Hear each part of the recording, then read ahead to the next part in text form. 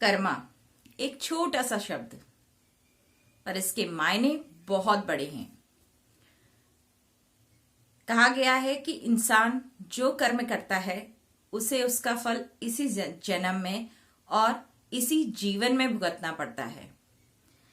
कर्म एक ऐसी प्रक्रिया है, या कहें कि एक ऐसी गोल टेबल है जो आपके पास लौटकर आनी है।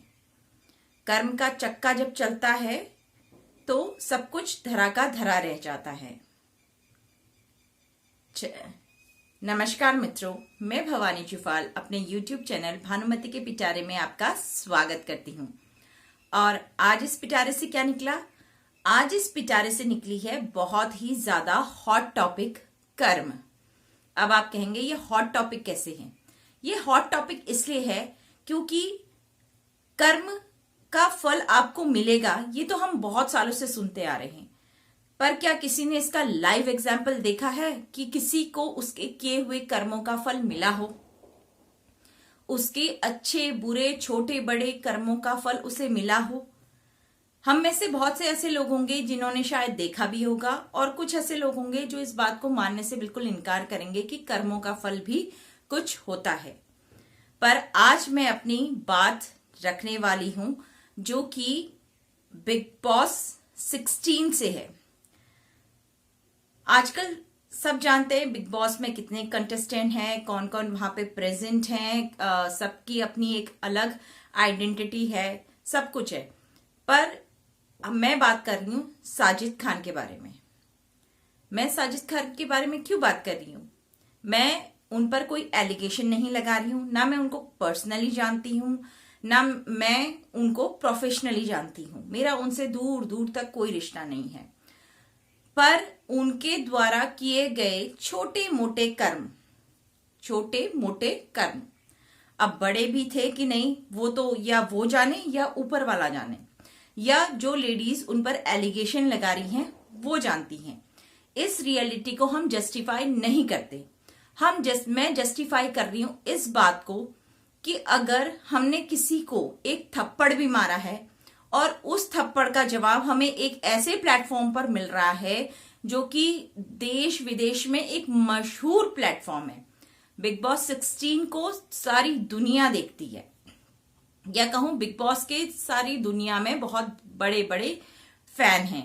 इंडियंस भी देखते हैं, पाकिस्तानी भी देखते हैं, बांग्लादेशी भी देखते हैं, इवन एशियन कंट्री में तो उसके बहुत सारे फैंस हैं ही हैं।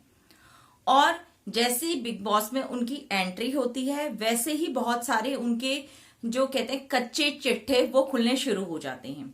जो बातें दब गई थी, जो बातें एक तरह से इशू उठा था मीटू का, वो बातें दब गई थी, वो अचानक से फिर खड़ी हो गई। क्यों? क्योंकि इंसान को जब तक उन कर्मों का फल नहीं मिलता तब तक वो सीक्वेंस, वो चेन बनती रहती है, और वो चेन तब टूटेगी जब वो इसका पश्चाताप कर लेंगे। एक तरह से देखा जाए उनके किए कर्म ही हैं जो आज उनको बाहर इतनी ज्यादा लोग उन पर एलिगेशंस लगा रहे हैं, उनको वहां बिग बॉस हाउस से निकालने के लिए पुरजोर कोशिश कर रहे हैं, उनको आगे नहीं बढ़ने देना चाहते हैं। कहीं ना कहीं ये हमारे कर्म ही तो हैं। अभी 2 दिन पहले फेसबुक पे मैं देख रही थी कि करण जौहर जी ने जब शो को होस्ट करना शुरू किया तो वहां पर भी बहुत सारे लोगों ने इसे ऑब्जेक्ट किया। तो कहीं ना कहीं किसी चीज का ऑब्जेक्शन कब होता है?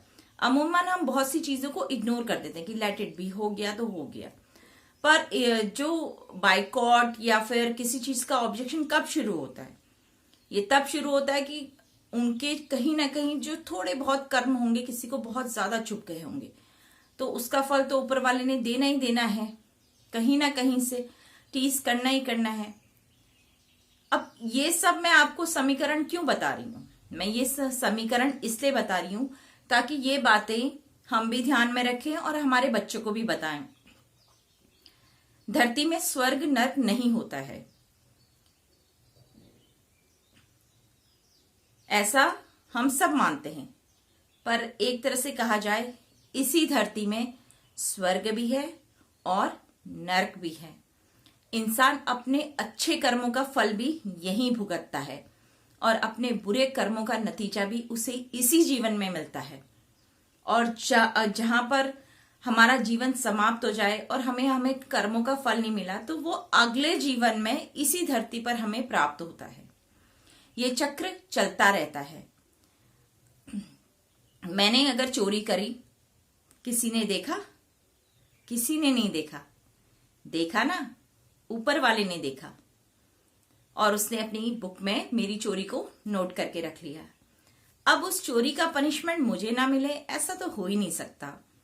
मरने से पहले कहते हैं, जब इंसान अपनी आखिरी सांसें ले रहा होता है तो अपने अच्छे और बुरे दोनों कर्मों को गिनता है। आप लोगों के इसमें तो मुझे नहीं पता, पर हमारे यहाँ पर कई बार ऐसा होता है। आपने देखा है कि नहीं देखा एग्जाम्पल, मैंने एक ऐसा एग्जाम्पल देखा कि एक व्यक्ति, उसकी डेथ, मतलब वो भगवान से प्रार्थना कर रहा था कि उसकी डेथ हो जाए। अपनी आयु वो कंप्लीट कर चुके थे और इवन मृत्यु शैया में थे। तो नहीं, एक दिन हुए नहीं गए उनके प्राण, 2 दिन हुए नहीं गए उनके प्राण। उनके प्राण निकलने में बहुत पेन हो रहा था। किसी को अगर हम बचा नहीं सकते, अगर वो मृत्यु शैया में है, तो उसको उसके प्राण ना जाना भी मतलब बड़ा दुख का कारण होता है। क्योंकि प्राण जाते वक्त भी तो दर्द होता होगा। जब जन्म लेते वक्त दर्द होता है तो प्राण जाते वक्त भी दर्द होता ही होगा। वो तो मरने वाला ही बता सकता है कि उसको कैसा फील होता होगा। तो उस टाइम पे एक रिचुअल टाइप का होता है पहाड़ियों में, जिसे गोदान कहते हैं। एक तरह से मतलब उसके किए गए, उसको कुछ पैसे दान किए जाते हैं, गाय का दान किया जाता है, कुछ किया कि हो सकता है कि कुछ उसने किसी से कुछ लिया हो और वो उसे वापस करना भूल गया हो। इसे गोदान कहते हैं। तो उसके कर्मों को एक तरह से साफ करने की कोशिश की जाती है कि उसके प्राण पखेरु आराम से उड़ सके। तो कहीं ना कहीं जो हमारे किए गए कर्म हैं, अगर हम इनके बारे में अपने बच्चों को नहीं बताएंगे तो कौन बताएगा? वो तो ये सोचेंगे मैं कि अगर हम गलत भी कर ले तो हमें ढूंढने वाला कौन है? क्या पुलिस क्या कर लेगी? पुलिस कुछ नहीं होती। सबसे बड़ी पुलिस होती है ऊपर वाला, जिसकी लाठी जब चलती है ना तो उसमें आवाज बिल्कुल नहीं होती है, पर दर्द बहुत होता है। तो उम्मीद करती हूँ मेरी बात आपको अच्छी लगी हो। अगर अच्छी लगी हो तो please like, share and subscribe कीजिए। आपका बहुत बहुत धन्यवाद।